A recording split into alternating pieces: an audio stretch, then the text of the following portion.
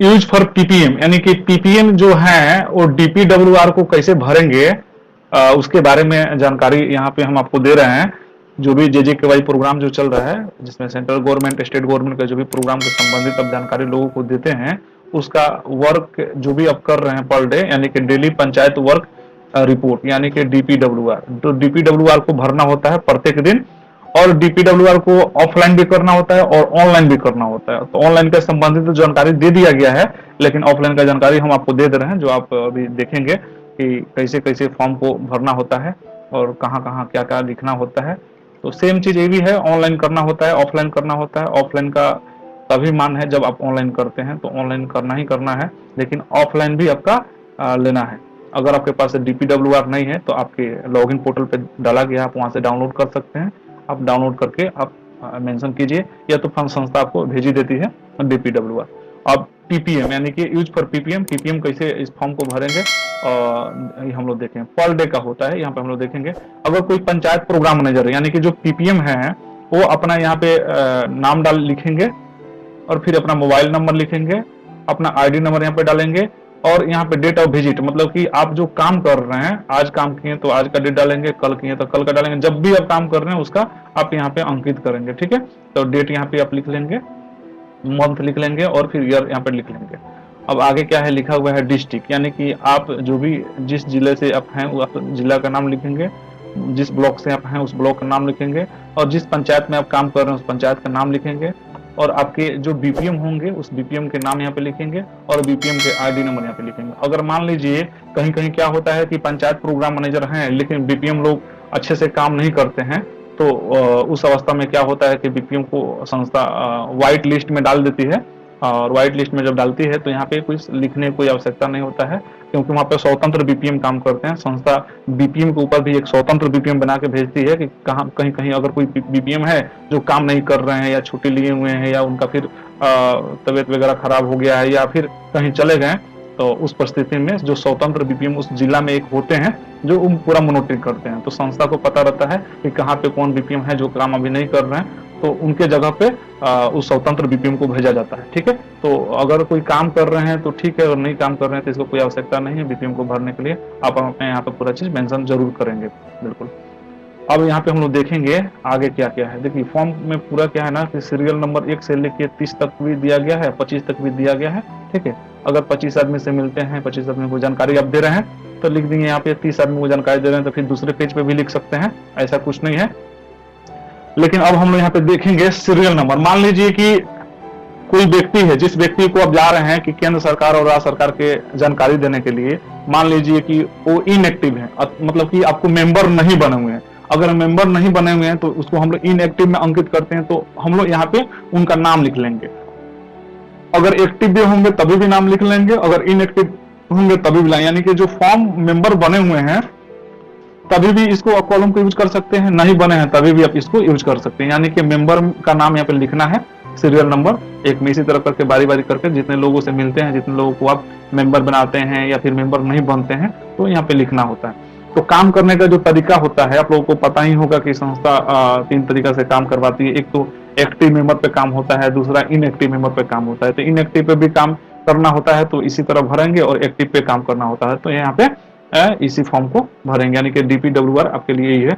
अभी नया अपडेट किया गया है डीपीडब्ल्यूआर को, जो पुराना डीपीडब्ल्यूआर है तो उसमें meeting start time, meeting in time अंकित नहीं है, इसलिए इसको भी हम लोग समझेंगे और जानेंगे आगे क्या है।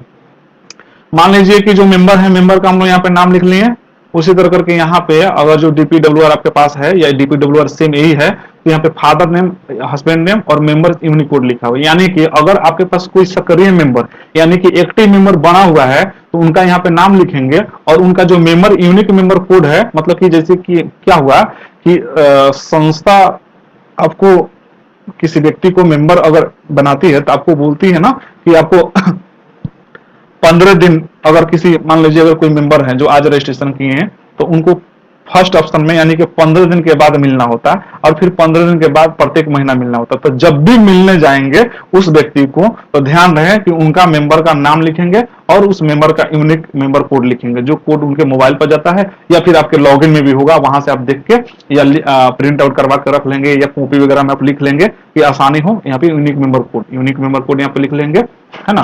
जो उनके मोबाइल पे मैसेज आता है, जो रजिस्ट्रेशन नंबर हम लोग बोलते हैं, उसी को हम लोग यूनिक मेंबर कोड बोला जाता है। तो आप उसको यहाँ पे अंकित कर लेंगे, ठीक है।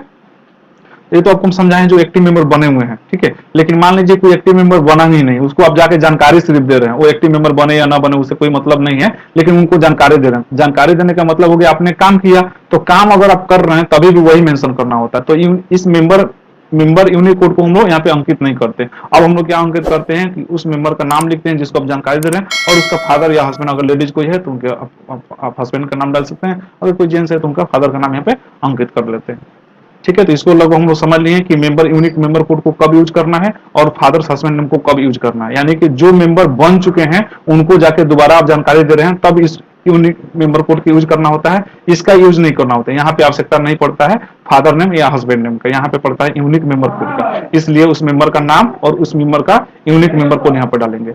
फिर किस मतलब कि किस पंचायत, किस विलेज, यानी कि विलेज और वार्ड लिखा हुआ, तो विलेज वार्ड यानी किस गांव से है तो गांव का नाम लिख लेंगे, या अगर गांव का नाम आपको पता है तो गांव का नाम लिखेंगे, अगर वार्ड है तो वार्ड में कोई भी एक चीज डाल सकते हैं, जिस वार्ड से तो वार्ड का नाम, किस वार्ड में है तो वार्ड का नंबर लिख लेंगे, या किस गांव से है तो उस गांव में गांव का नाम लिख लेंगे। फिर उस मेंबर का सेम चीज हो गया, यानी कि अगर जो मेंबर पहले से बन चुके हैं तो उनका मोबाइल नंबर तो आपके पास है, उनका विलेज का नाम भी है, आप उसको वहां से लेके नोट कर सकते हैं, ठीक है।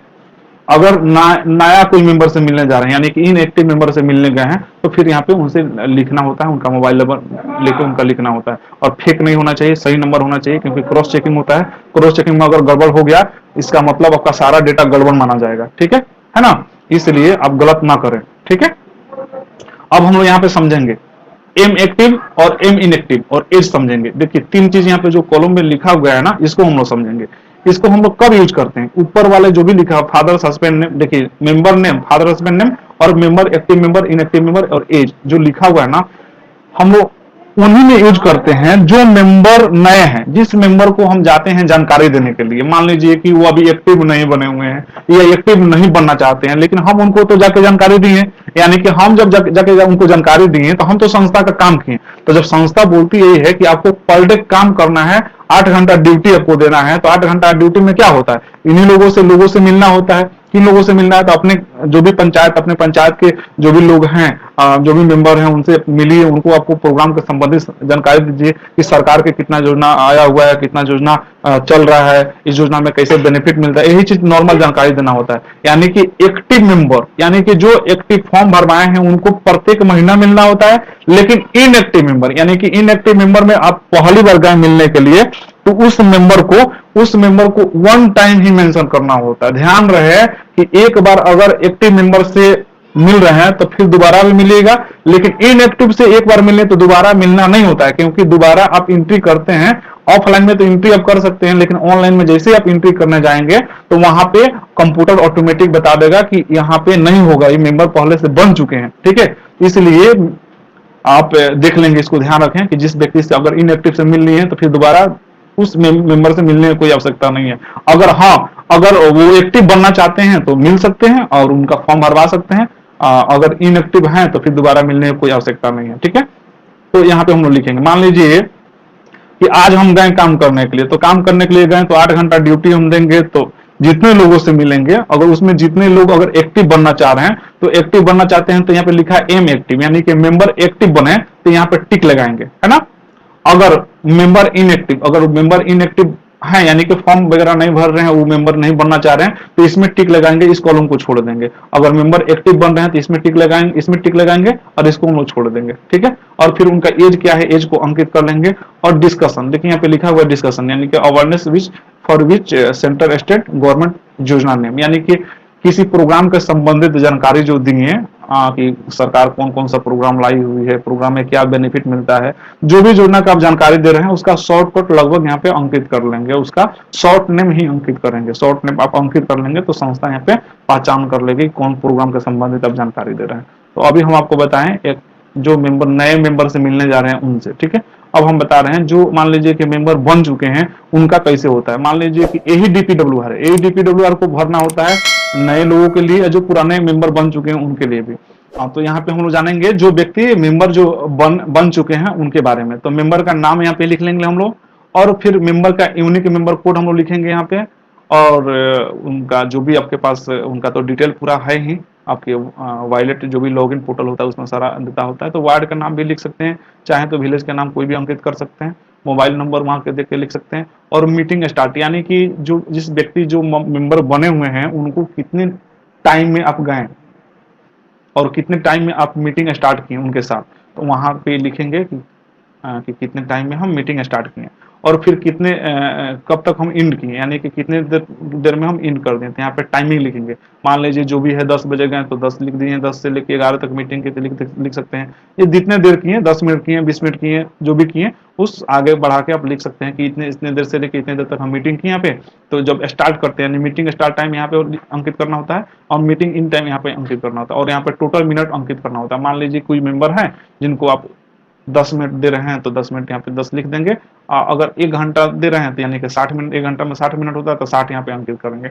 तो ठीक है, कोई भी प्रोग्राम समझाना है तो इसके संबंधित आप दे दिए, और फिर किस योजना के संबंधित आप उनको जानकारी दिए वो यहाँ पे जानकारी को अंकित कर लेंगे। ठीक है, तो ये हो गया पीपीएम के लिए। पीपीएम लोग जो भी काम कर रहे हैं, ये आप देखें, मान लीजिए कि जो एक्टिव या इनएक्टिव जो बनते हैं उनको तो एंट्री करना ही होता है, लेकिन साथ साथ में जो मेंबर पहले से बन चुके होते हैं ना उनका भी एंट्री करना होता है। यानी कि आप जो काम कर रहे हैं तो आपके लॉगिन पोर्टल में डाल दिया गया है, जितने लोग मेंबर बन चुके हैं सारे मेंबर का ऑटोमेटिक आपका लिस्ट आ जाता है कि इस मेंबर से मिलना है आपको, तो उस मेंबर से मिलके आपको जानकारी देना होता है। तो जब जानकारी आप देते हैं तो डीपीडब्ल्यूआर में भी मेंशन करना होता है और फिर ऑनलाइन भी मेंशन करना होता है। तो इसका लिए 2 ऑप्शन है, अगर आप नहीं देखेंगे तो उसका वीडियो आप देख लेंगे कि कैसे इसको हम जो मेंबर बन चुके हैं उनको मीटिंग अगर हम दे रहे हैं या उनको फिर दोबारा जानकारी देने जा रहे हैं तो इसको हम ऑनलाइन कैसे करें। तो ऑनलाइन के संबंधित वीडियो डाल दिया गया है, उस वीडियो को आप देखेंगे और फिर ऑनलाइन करेंगे। ठीक है, यानी कि एक एक्टिव मेंबर से अगर मिलते हैं एक बार तो उसको प्रत्येक महीना जानकारी देना होता है। प्रत्येक महीना संस्था मैसेज भेजती है, बहुत सारा जो है जैसे एक्टिव मेंबर में क्या क्या बेनिफिट है, सारा बेनिफिट उनको मिलता है। लेकिन आप जो काम कर रहे हैं तो अपना काम का भी डिटेल ऑफलाइन और ऑनलाइन दोनों करना होता है। तो ऑफलाइन तो आप तो यहाँ पे लिख सकते हैं, लेकिन इसका ऑनलाइन भी कीजिएगा। ऑनलाइन कीजिएगा तभी आपको संस्था जो है ना इसका पेमेंट वगैरह जो भी बना के देती है। अगर ऑनलाइन नहीं करते हैं तो आपके कार्ड का कोई चीज मेंशन नहीं होता है, क्योंकि सब कुछ ऑटोमेटिक ऑनलाइन ही है। ऑनलाइन ऑटोमेटिक सैलरी भी बनता है, ऑनलाइन पूरा आपका वर्क वगैरह डिटेल सब कुछ मेंशन करना होता है। तो आप सही सही लिखेंगे, अगर जा रहे हैं तो जानकारी अगर दे रहे हैं किसी मेंबर जो बने हुए तभी यहाँ पे आप लिखेंगे। अगर नहीं गए, नहीं मीटिंग की तो आप लिखने की कोई आवश्यकता नहीं है इस चीज को।